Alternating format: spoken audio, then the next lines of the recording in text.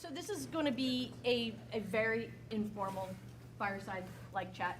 And I'm going to tell a story of how it came about, but before I do that, major caveat, we are not going to be naming clients or brands. If you know us and you know the projects we've worked on, maybe you'll figure it out, but the fact that our names are not up here behind us is intentional. So we could talk about some things organically. So we were on a framework chat, and like we do monthly, we get together and talk about things, and I was talking about a project I had worked on that ranked up there as one of the most unique. I don't want to be negative because we do no victory laps here, right? But I'm going to talk about the fact that the first thing they told me was their budget, which is lovely, but it was double what I thought it should be. Great, first red flag. I'm still going forward. Then they told us kind of what they wanted. We did decks. Kept on going. I'm going to kind of fast forward to the halfway point. We got onboarded. We did all of our animation for the project. Everything was spec perfect. They never wanted to show our music artist client any of the content. They wanted to surprise them. Oh, shit. Collective groan. And one of the things that was completely unnerving was I was told the reason we were, first thing I get called about a job, I ask, why are you not hiring your last content provider? Because that's helpful intel. And they said, well, the artist wants to be more involved. The content creator posted everything on their Instagram the night before the show opened. And so I'm like, okay, two things I would never do, surprise an artist. But it seemed that management was guiding it that way. We got through the rehearsal at Rocklitz, everything was fine, everything's programmed, lighting director's happy. They don't want us to advance to opening night, which is their prerogative. Normally I'd like to be there in case they need me, in case they need revisions, in case anything goes squirrely. So they send us home. Next morning we check the socials, see how opening night went, and they have not run any of our content. And I still to this day don't know why. The only thing I can surmise was we were a safety, which was very peculiar. So in sharing a bit of that story on our framework North American chapter conference calls, we decided this would be a good topic of conversation. Trailer and Aaron certainly jumped on and said they have experience with similar things. So it brought up the question of trusting your gut. I navigated our way through that project. Everyone got paid on time. The only thing is they didn't use any of the content. I still don't know why, but at least we got out alive. So how do we do that as service providers in this industry that can be very tumultuous? Yeah. Trailer. Well, hey guys, I'm Trailer. Quick little background in case I don't know you or you don't know me, but we have an immersive media studio called Five Stone, based in Nashville, but we're kind of all over the place now. A little history on myself, because this is part of, I call this term smelling the smoke in the boiler room, you know, hopefully before the ship goes down. And so one of probably my angle that I'll be bringing on this topic is, you know, I began as an artist, animator, 20-something years. I'm old, I'm bald, you know, the whole thing. But I literally began in the early days as a graphic designer. Then I moved into animation, moved into broadcast design. 18 years ago, started Five Stone. It was just me working out in my bedroom. Then we're above a coffee shop, and then we grew and we're growing, and now we have 3 divisions that do all this stuff. Very early on, I had to learn how to smell that smoke in the boiler room. And it really was a process of, like, I jokingly say, you know, I have not just touched the stove, I have lifted the stove, and then I pulled down my pants, sat on the stove, and so, sorry about that. But that's a cover photo for the whole conference. So, but honestly, it's been that process of going through that kind of brutal lessons in life. And so, but what I would say now, where we're at is now I have a leadership team. How do we codify this? How do you teach so you have leaders that are picking up on those cues? And so that it's not me, because I can't be everywhere, you know, smelling the smoke and smoke burning here, you know, we burn in there. And so that's part of what I'd love to bring to this conversation is how do you scale it through culture and process? And but I'm also with you. I've been the artist that didn't get paid. I've been the artist where I didn't recognize the cues, and I think it functions. way down on the level of I'm making the art up to you're leading a studio, we need to have that culture of trusting your gut, and so that's what I'd love to be a part of as we chat more. So Aaron, what makes you a good authority on this topic? Well, hi, I'm Aaron. I run a little design firm in Northern California. This conversation came up because Molly had that story on that call, and I was in the middle of a job that was one of those that can take down a small company because it didn't pan out like I thought. And what I was kind of talking to Molly about separately was I knew the signs, like I saw the signs, opened up my eyes and saw the signs, so it was cool.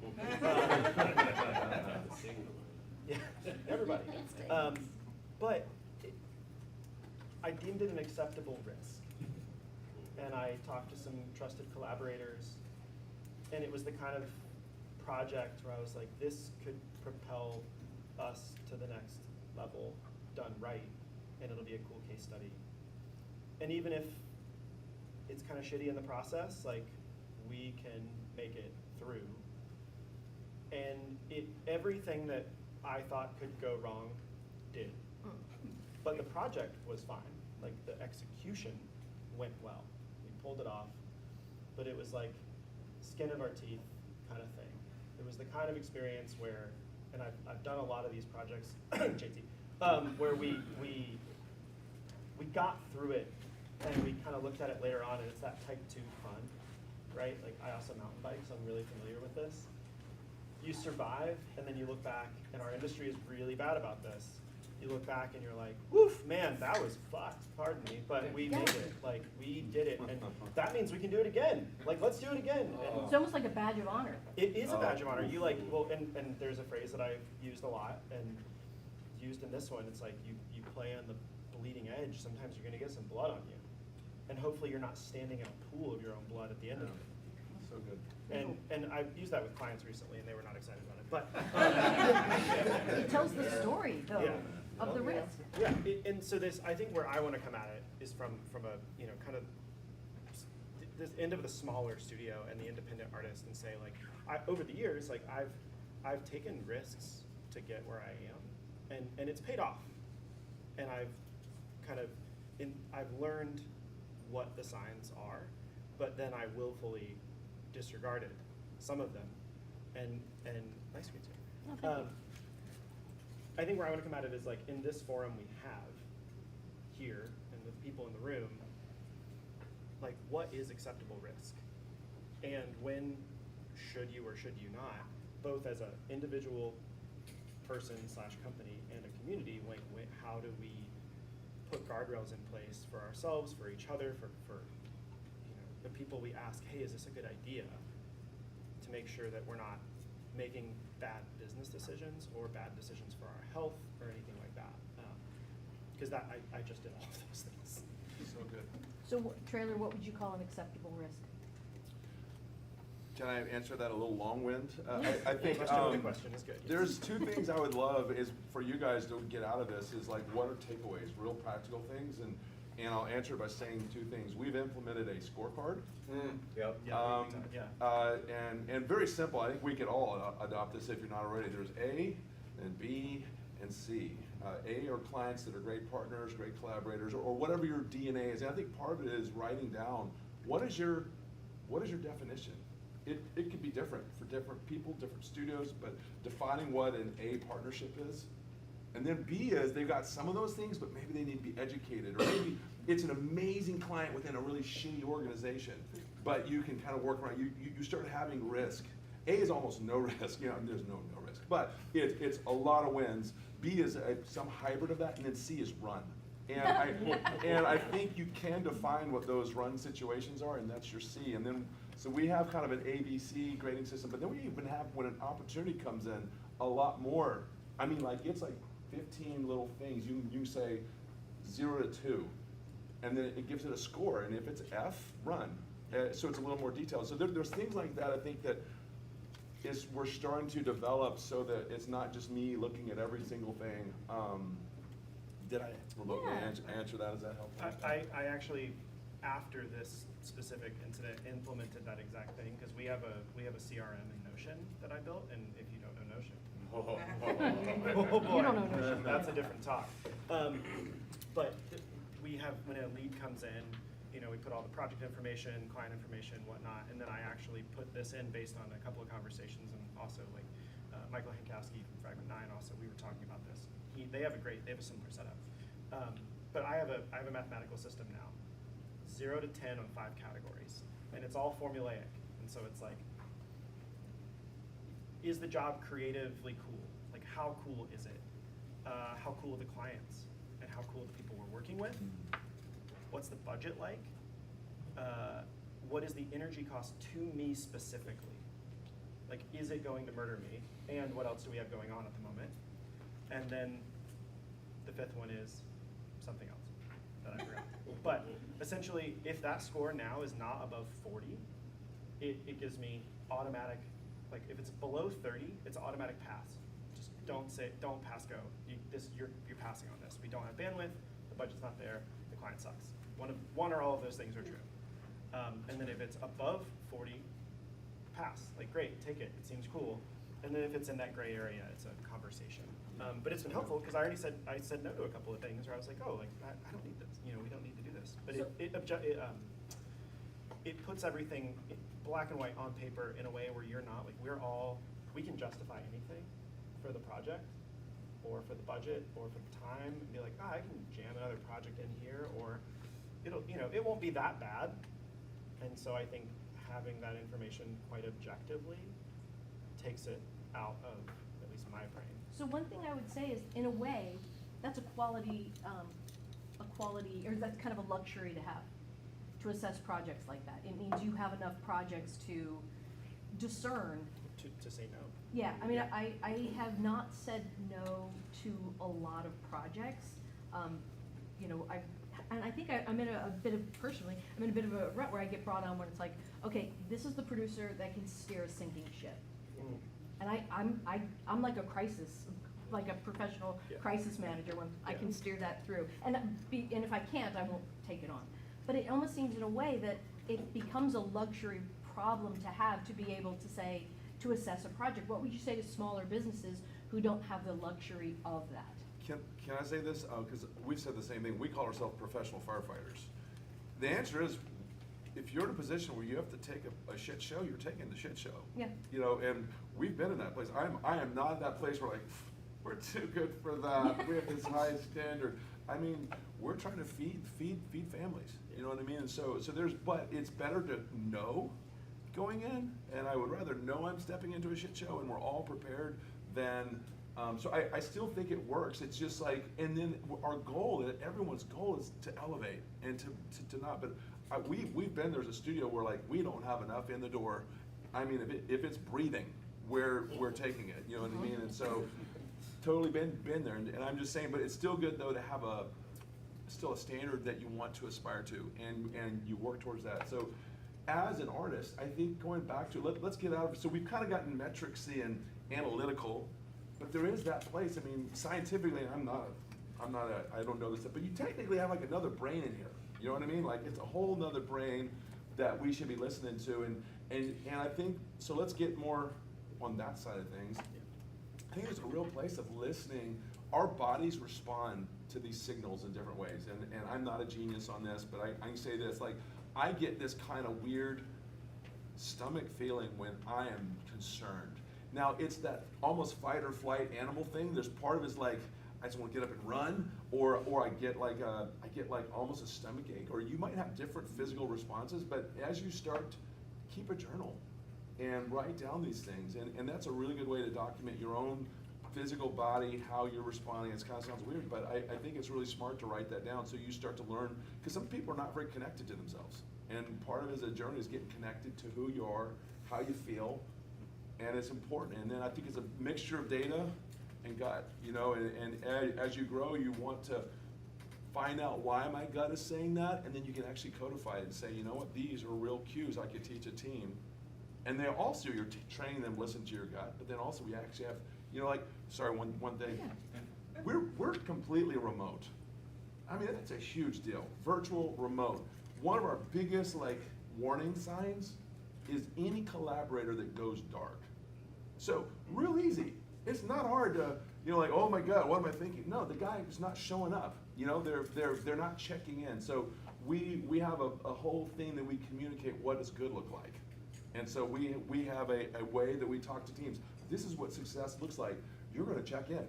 Your head on a swivel trying to contribute. You know what I mean? If you haven't checked in by the end of the day at least, there's a problem. You know what I mean? And then that starts removing, and then everyone starts, then the producers, then a lead who's on the team, they already know, they can start connecting their angst with this artist hasn't checked in. Just, that's like a practical connection to gut and also practical like operations. How do you carry that out? So. And one thing that I want to ask you guys is, and I want to share some experience that I had on this recent project, is at the end of it, I felt successful because the freelancers I made commitments to were paid. They were all paid before the net 30. The media was great. We were happy with it. We pushed it as far as we could, and we pushed it really far. Because of the odd budget, I was able to hold a substantial amount back to be prepared for me not getting paid. I'm like, okay, I'm prepared for this risk. It was a big client, big artist, and I'm like, okay, if we can say we did it, great. But at the end of the day, I'm 100% confident they had no intention of paying me my final amount. They would not sign my contract up front, okay? I've worked without contracts before. I don't love doing it, but there are tools that you can use, and I wanna share a couple of the tools that I use that I can't believe we got out of this unscathed, and I actually got paid. And I wanna ask you guys what tools you use.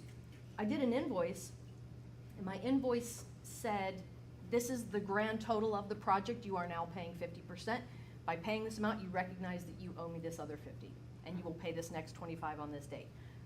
That date came, they paid me the 25%, no problem. When they still owed me 25 left, absolutely ghosted. No one on the tour would call me. I couldn't see any of our media, and I'm like trying to keep in touch with them. And I backdoored and talked to the person who actually issued the check out of a Wilshire Boulevard address, who was just a helpful paper pusher. I emailed her directly and I said, can you send that? It's now at 30 days past due. And she goes, oh, I'm sorry, I haven't gotten to it. I will issue payment right away and tell you when it's triggered. I'm like, okay, I've got confirmation. 2 weeks, didn't hear from her, didn't get paid. So I called her. I asked her why it hadn't been paid, and she said, they're not approving it. Have you talked to them? I'm like, I have talked to them consistently. It is due. She goes, okay, I got it from here, let me take care of it. But because of those things I had put on my invoice, by paying the first, they recognized the last. And that's great. It could have gone the other way, but at least at the end, it's like, okay, at least the person not getting paid is the one who took, I tried to take all the risk on myself, and I was prepared to. I went in with open eyes, and my crew knew that that's what my team knew that's what was going on, so that they weren't at risk, other than to put their heart and soul into media that was beautiful, that now it's just on ice. So Aaron, what tools would you say people should use when they need to trust their gut, but their client is being unresponsive?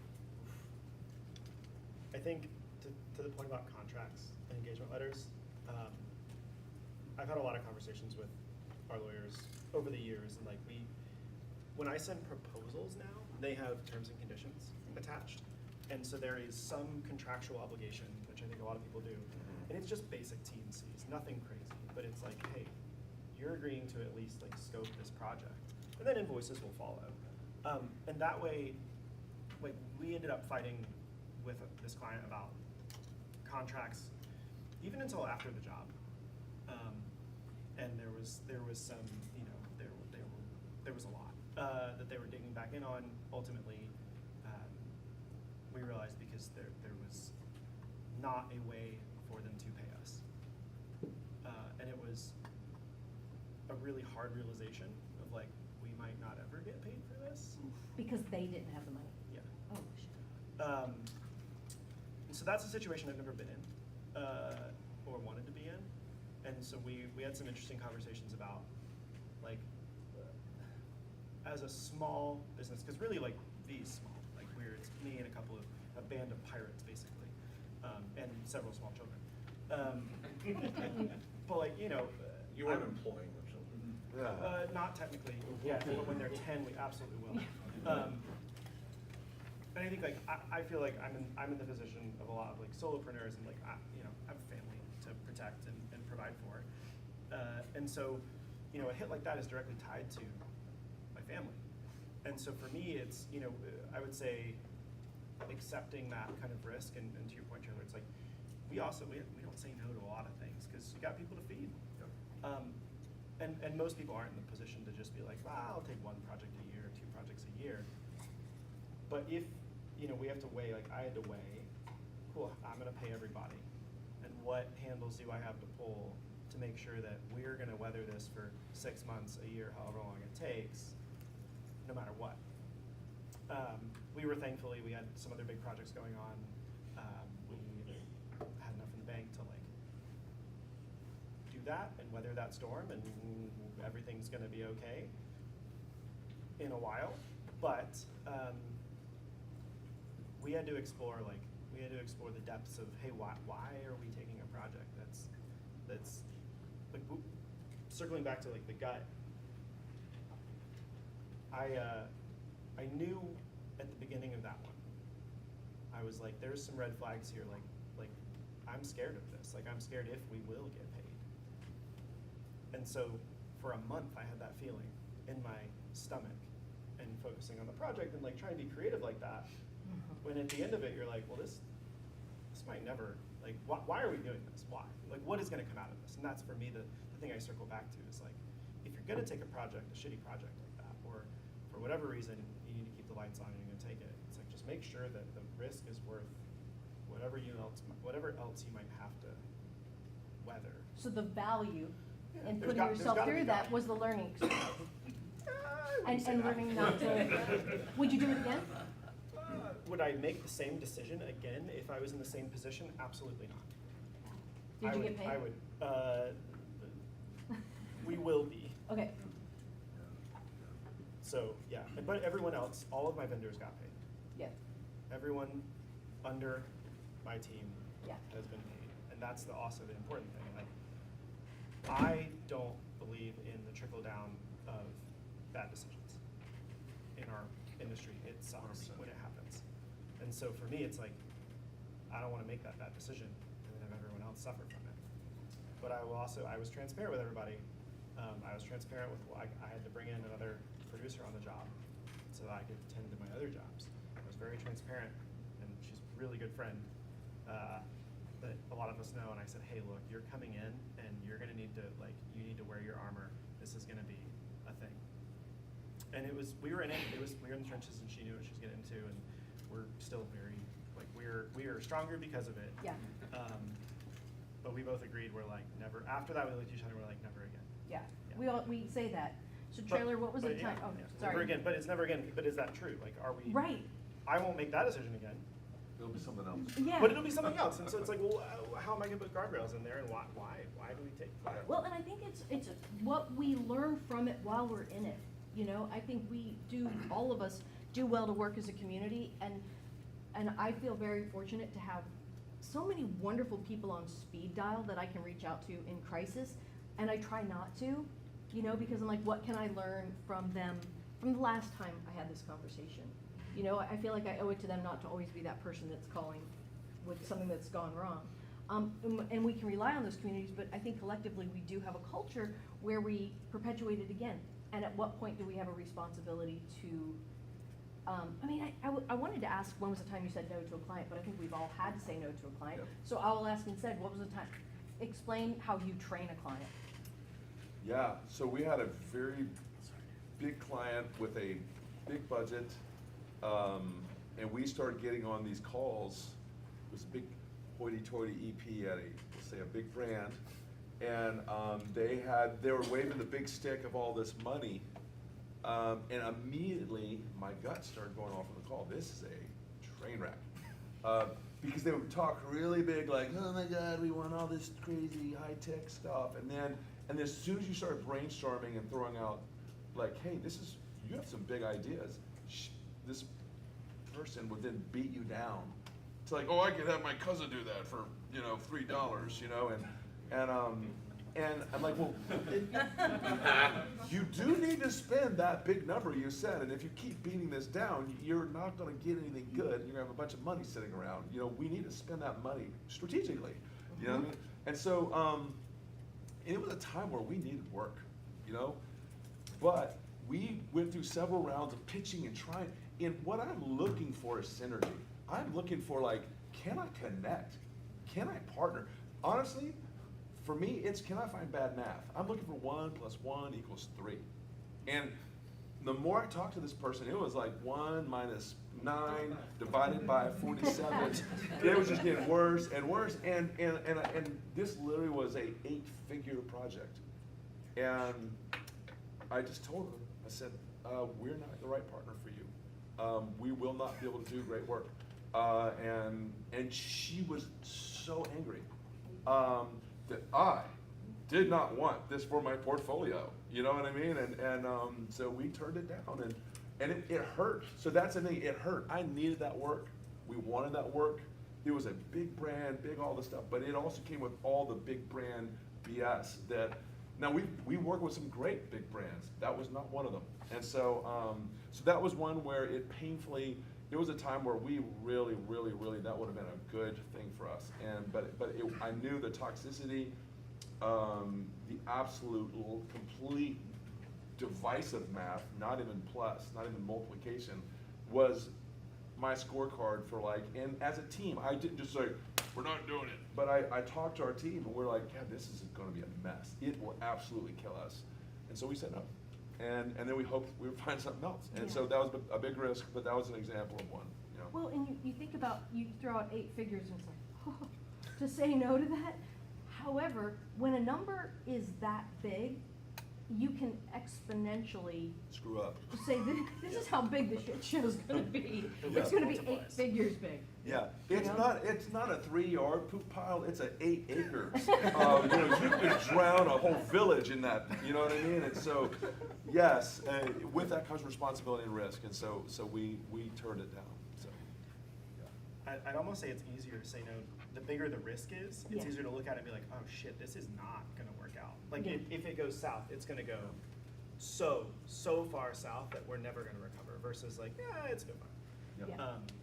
I think I've said no a bunch of times in the middle of projects when I've seen them, when something we're already engaged in, and I've seen it starting to go off the rails, and I've started to get really good, unfortunately, and fortunately, at like, you know, I usually sit in this like interesting world and role where we have like an agency client who then has a direct client, Mhm. right, a brand or something. So there's like we're a vendor. But I've gotten really good at managing where our direct client doesn't know and doesn't see the light at the end of the tunnel is actually the train barreling down the tracks, and there's no tracks, and they don't have a plan for building the tracks, and the tracks aren't even rendered actually, and they can't be rendered for whatever reason. So I've gotten really good at a couple of times now recently being comfortable being the person that walks up in the middle, in person sometimes, in the middle of a conversation between our direct client and the end client, where they're promising something that's not gonna work, and saying, excuse me, but that's incorrect. And Yeah. if you go through with this, or if you don't give us X, Y, and Z, this will not happen.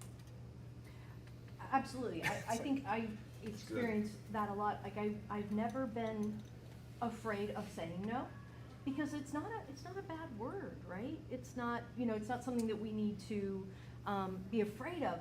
It just deliver no or deliver yes with more information. Or yes and. Yes.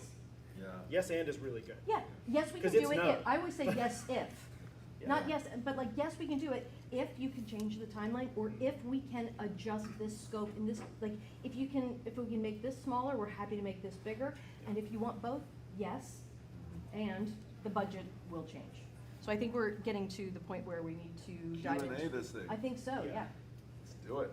Am I In the correct? back, yes, sir. Yeah, I find postmortems to be very helpful. Do you do postmortems with clients or with your team? And what about that process is successful or not? We'll restate for the audience. Oh, good. Postmortems, that's the question. Do we Yes. do them and how do we do them? I do small postmortems. We're all looking at something and be like, what did we do well? What did we do poorly? Specifically, like, did the job go well? Did it not? And then what key choices would we make or not make, especially when it comes to technology. But in this conversation, I do try, with any client, just be like, hey guys, can we have a quick conversation after the job? Specifically, is there anywhere where our communication could improve, or the pre-pro process, or like, I look back a lot also on engagement letters and go, did I underscope, overscope, like, how did this work? Is there something I should have carved out? I think I've updated our engagement letter 12 times in the last 6 months, just because I keep finding new things to include. And so, yeah, I definitely try to, but it doesn't always happen. I equally have the intent to do postmortems, but I find that through the process of a job that's particularly tumultuous, a lot of what me and my team need to say to one another gets said on Slack while we're waiting for a call to start or delivery. So there's a lot of ongoing conversation about what we're dealing with. And then one thing that I found helpful is to, like, I know Andrew and I have regular touch bases, and we talk about our projects. We're fortunate enough to work together a lot, but when we're not, touching base with people, I've talked to Bob too about things that I'm working on, and just touching base with my peers in the industry, whether they have been connected to the job or not, has almost been even made me a better leader, I found. What about you, Trevor? Yeah, I love that you asked that. So postmortems happen two ways for us. We always do it internal, particularly if it's a large job, because we've got departments, there's different things, and man, we're learning stuff, and if we don't take learnings and apply that to our process, then we just do it again. And to me, honestly, if a client is not even willing to do a postmortem, there's your grade right there. And so our A clients embrace and ask, and they're the first people at the table to say, hey, because you know why? We're actually partners. We're doing long term. It's not one of my goals as a company is I don't want to do one night stands. You know what I mean? We got a lot of one night stands. Wham bam, thank you ma'am, and they're out. Yeah. And sorry, that's crude, but I want to go long term with people, and part of that is having a postmortem process. And so we get it, like our thing, it used to be Moreau, now we're FigJam. We have whole postmortems where we're breaking it all out in FigJam by department with the client, and we sit down and say, man, let's find the bad math. Because sometimes, we get some divisionary math going on, and we got to fix that, or subtractive math. So the goal is how do we fix that going forward? So I love that question. And I think too, a postmortem is what you need to start the next project. Yep. It's not the end of the one you're Yeah. working on, it's the beginning of the next one. I think you had one. I have a question, yeah. Yeah. So, and the preface for the question is a sad story, which is that after 28 years, Mode Studios exploded, went bankrupt, had to be dissolved because we didn't say no. So the risk is fucking real. You can lose it all. And by the way, we didn't say no to 3 huge, reputable, massive commercial entities. An entertainment record labels type purveyor, a massive esports brand, and a giant media conglomerate that engages in themed entertainment. Wow. Again, 8-figure things, right? Right. Now, my partner Colleen, we also used a scorecard, and Colleen is super organized. It's much less a 3-point gut check. It's like a 16-point. Is the scope right? Is the budget right? What's the timeline, et cetera? And she spotted it at the beginning. And I said, oh, but no, it's blah, blah, and blah, blah, and blah, blah. We've done lots of businesses with all these blahs, and certainly this is all gonna resolve itself. And then as the process unfolded, we spotted little red light, little red light, little red light. And then the thing that you hope, the risk you take, but that you hope would never happen, is all of them went off the rails. At once. And, and I can say honestly, none of it was because of us. It was all exterior forces. It was all things beyond our control. My question to you is, as you doing the scorecard at the beginning is great, and you talked a little bit about spotting things as they're happening and saying no in the middle of the process. Do you guys have thoughts or a process for how you gut check fact check and systematically check where you are as the process is unfolding to get to that no in the middle of the process? Like, what do you do to keep yourself honest? Yeah. So we'll repeat the question. So what do we do mid-process, during the process? We've done all the scorecarding up front. We're now doing the project. What do we do to protect ourselves of mid-journey or along the way? Either one of you want to jump in on that? I got thoughts. But Go ahead. One little thing. So this is now what I call putting down into processes and down into people. One of the things I made a video for my team. I said, this is what good looks like during a project. I noticed I've been having some conversations with one of our producers, like, I'm too busy. I can't get in if I'm having to ask you about this project, we failed. So we began to talk about this little hand signals in Slack. They use these little icons like check mark, good. We just killed something. There's one of these little red light thingies. Yeah. You know, and so at the end of the day, I get these summaries, and I made a video, recorded their Slack report, but said, hey team, this is good. Let's do this. This is us developing our collective gut. And so, and then me as now a CEO trying to be a CEO. I'm not even a CEO. I want to be a CEO. I'm like an executive producer that's trying to graduate. And so this would help me. And so that's starting to train the people mid-project. And now I can very quickly scan down a report and say, oh my God, I see 3 red lights. One yellow, one green. And so it's green, yellow, red. And so that way it's a really fast way. And then we make decisions based on that where we have to tell a client no. And it's having the fortitude to say no, or yes, but. Yes, we'd love to give you that, but we're gonna need to add French fries and a shake, you know, and all this other stuff. And so that's one of those practices. We also have a weekly, production meeting, all those standard things. We have now incorporated a series of check-ins where we are ingraining in our culture, like when you're on an airline, they say, see something, say something. And so it's really getting that embedded. Like the airline people want to know if you see something funky happening on the plane, speak up. You know what I mean? And so we've ingrained that down to a designer. If they have permission, an intern can tell us something's wrong. Can you tell me if this is okay or not? So that's one of the things that we do. But then it's at an executive level, acting on it, and then sometimes that creates a big problem. But I'd rather do that problem than the ship burned. I'd rather have a fight and a mutiny and have to get the pirates off the boat, and still have a boat than the boat went down because we waited too long. So, sorry. Yeah, I might have an unpopular reply. That would have got me too. That would have taken me out. And I think it was because, we were spotting red lights, but we didn't have, and this was Colleen called it, she's like, we didn't have a system. We didn't plan in how we built phases to say, okay, end of design development, where are we at?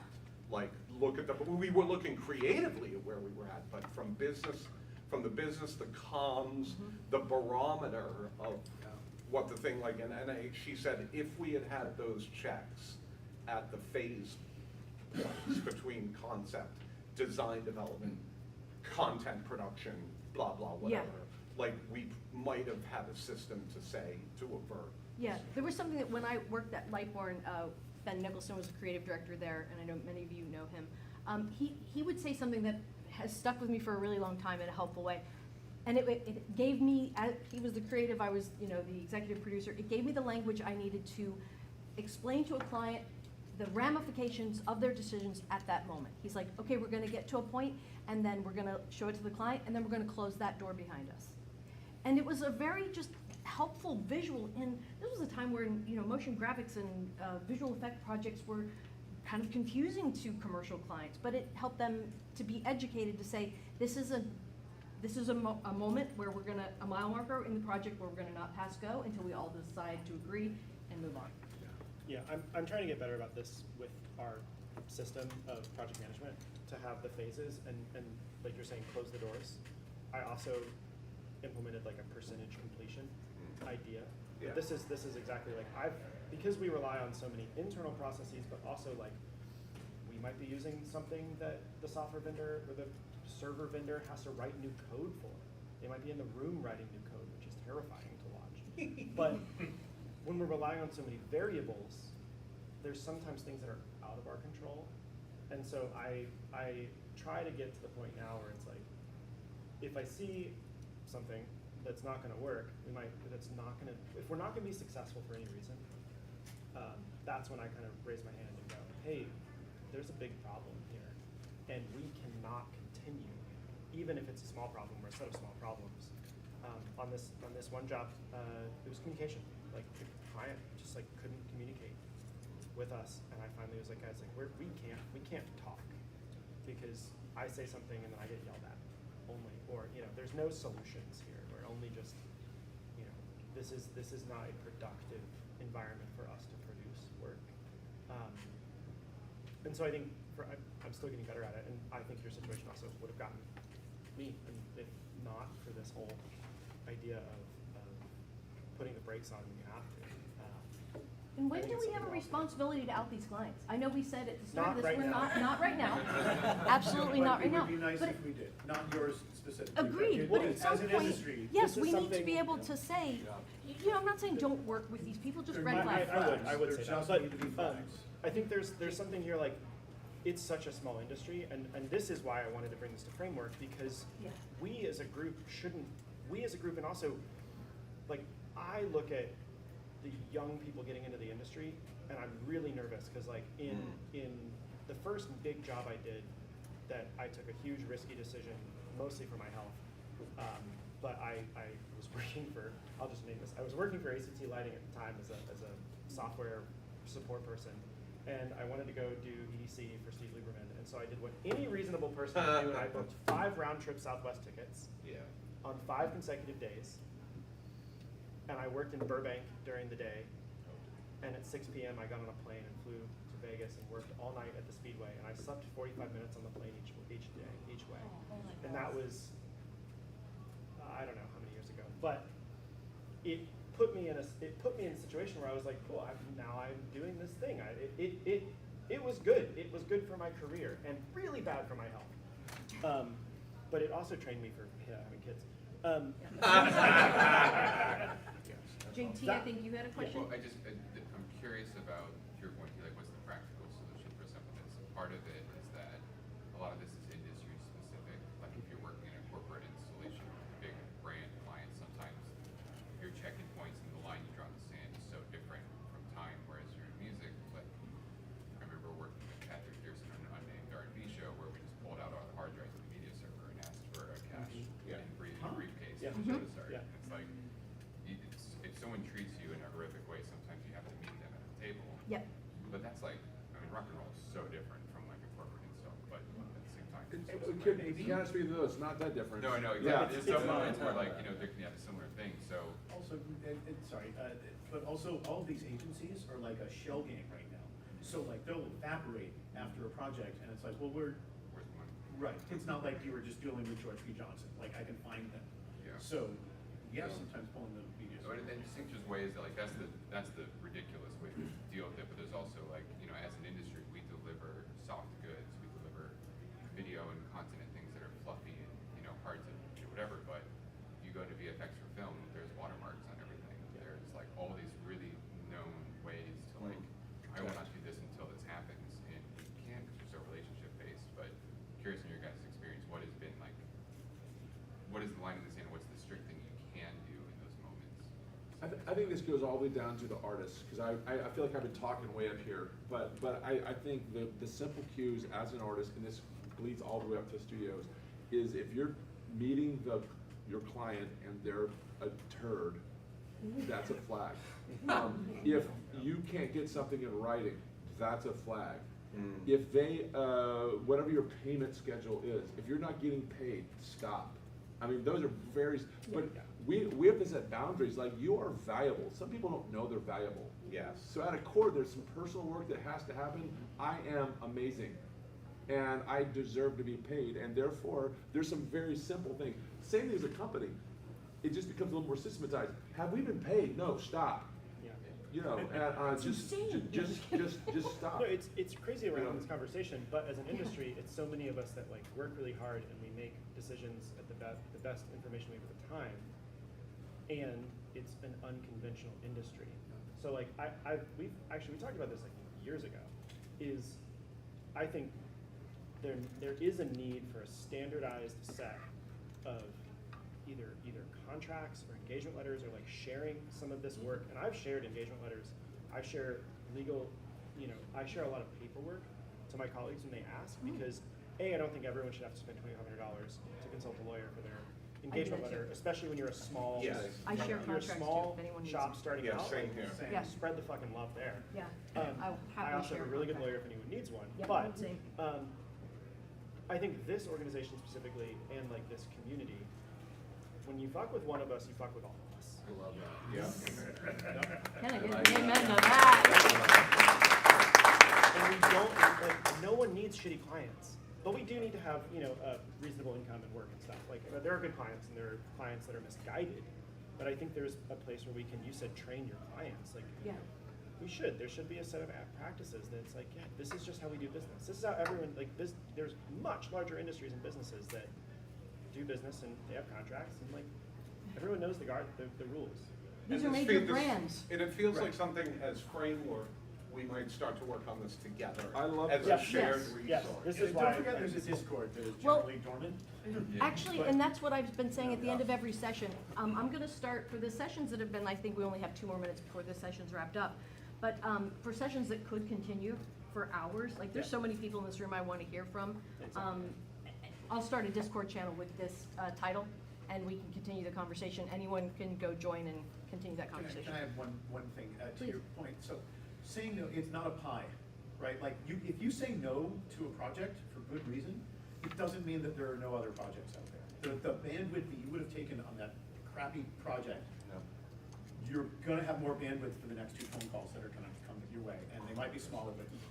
Yeah. And you're gonna be happier, and they're gonna lead to better relationships. I love that. Thank you, everybody. Thanks, guys. This is,